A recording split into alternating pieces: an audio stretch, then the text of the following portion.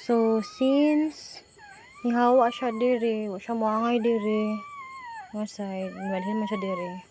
Ako na lang ni itakob. In case nga mauwan kay kasi maambihan siya. Ni-action na po siya kuan guys kanang utong murag magawas na siguro ang kuan ni katulo. Ako na lang gitakob ag sapin kay di man siya moangay naisapin. Nagawas ng katulo guys. Ana.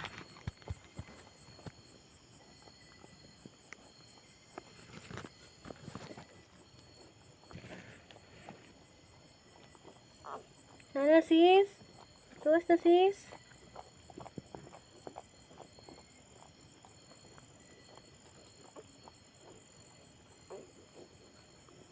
Pwede ay it's a prank. So muna yung two cute babies. Pero sila siya action og utong. So any minute magawas na ang pang third baby niya.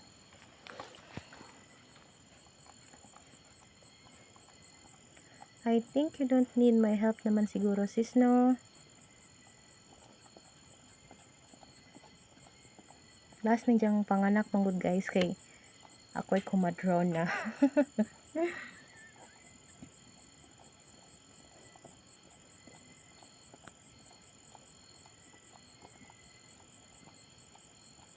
Sige siya tilap-tilap. So, possible any minute. Gawas na yung third baby. So wala siyang gitakuban kay di man siya mo kananing sapin, di siya moangay sa ako.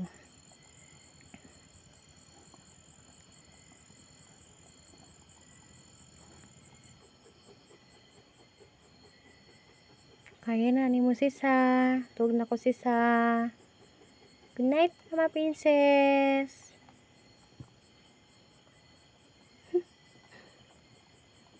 Bye.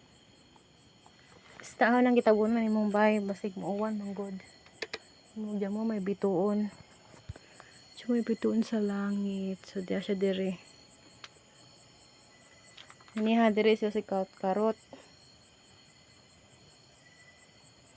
Sabi na siya diri siya manganak.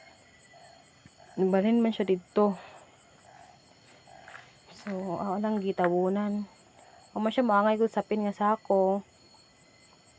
Mas ganahan siguro siya to kay init-init. Ang juta.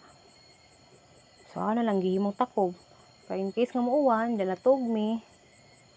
At least this lang mabasa. Night sis!